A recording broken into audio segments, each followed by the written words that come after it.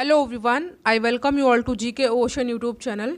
आज के इस वीडियो में हम लोग डिस्कस करने वाले हैं विटामिन डी के बारे में। विटामिन डी का केमिकल नेम क्या होता है, विटामिन डी के सोर्सेज क्या हैं और विटामिन डी की कमी से कौन कौन से रोग हो जाते हैं, इन सभी चीज़ों को डिस्कस किया जाएगा। क्विक रिवीजन सेशन होगा ये। तो चलिए हम लोग अपना आज का डिस्कशन स्टार्ट करते हैं। डिस्कशन को स्टार्ट करने से पहले अगर आप चैनल पर नए हैं तो चैनल को सब्सक्राइब जरूर करिएगा और वीडियो आपके लिए हेल्पफुल हो वीडियो को लाइक एंड शेयर ज़रूर करें।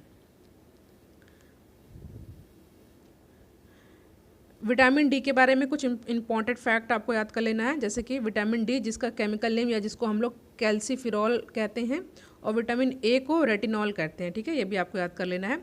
तो विटामिन डी जिससे कैल्सीफिरॉल कहा जाता है एक वसा में घुलनशील विटामिन है। देखिए वसा यानी कि फैट में घुलनशील होता है, एक वाटर में होता है। तो विटामिन बी और विटामिन सी जो है ये वाटर में घुलनशील होते हैं और ये विटामिन डी है वसा यानी फैट में घुलनशील विटामिन है, जो कुछ खाद्य पदार्थों में प्राकृतिक नेचुरली रूप से मौजूद होता है, दूसरों में मिलाया जाता है तथा आहार अनुपूरक के रूप में उपलब्ध होता है। ठीक है,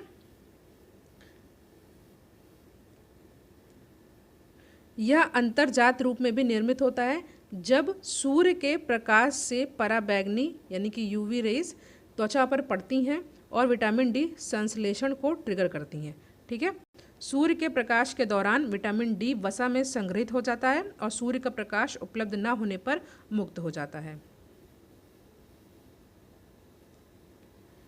बहुत कम खाद्य पदार्थों में प्राकृतिक रूप से विटामिन डी होता है। सबसे अधिक विटामिन डी युक्त पदार्थ है वसा युक्त मछली जैसे सैल्मन और ट्यूना, लीवर, मशरूम, अंडे और मछली के तेल हैं। बच्चे इन खाद्य पदार्थों को ज़्यादा नहीं खाते हैं। यही कारण है कि खाद्य कंपनियां अक्सर दूध, दही,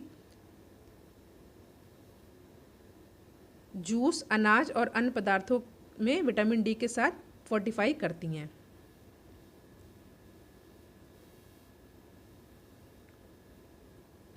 पर्याप्त विटामिन डी के बिना हड्डियां पतली, भंगुर या विकृत हो जाती हैं। भंगुर में बहुत कमज़ोर हो जाती हैं। ठीक है,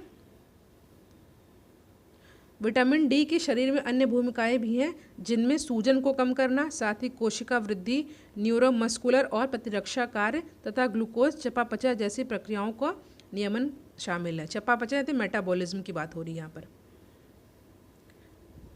और विटामिन डी की कमी से कौन से रोग हो जाते हैं? तो विटामिन डी की कमी से ऑस्टियोपोरोसिस या रिकेट्स जैसी हड्डियों की बीमारी हो सकती हैं। ऑस्टियोपोरोसिस एक ऐसी बीमारी है जिसमें आपकी हड्डियां कमज़ोर हो जाती हैं और फ्रैक्चर टूटने की संभावना होती है। मेनली ये हड्डियों से रिलेटेड है। ठीक है, दीर्घकालिक मतलब लंबे समय में या गंभीर विटामिन डी की कमी के साथ आपकी आंतों द्वारा कैल्शियम और फास्फोरस अवशोषण में कमी से हाइपोकैल्सीमिया यानी आपके रक्त में कैल्शियम का निम्न स्तर होता है। याद कर लीजिए, एक क्वेश्चन पूछा था हाइपोकैल्सीमिया यानी कि आपके रक्त में जो है कैल्शियम का कमी है। कैल्शियम से यहाँ पे लग भी रहा होगा।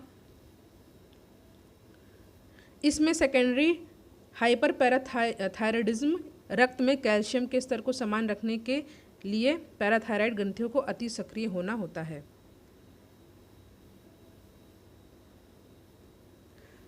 हाइपोकैल्सीमिया और हाइपोपैराथायरॉयडिज्म आदि गंभीर हो तो मांसपेशियों में कमजोरी और ऐंठन, थकान और अवसाद सहित लक्षण पैदा कर सकते हैं। शिशुओं, बच्चों और वयस्कों सहित किसी को भी विटामिन डी की कमी हो सकती है।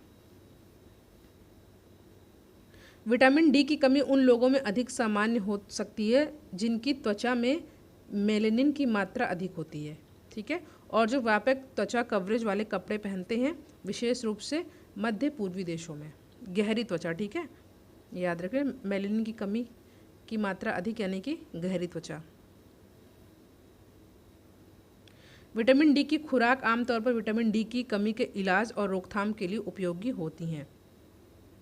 ठीक है, विटामिन डी की खुराक।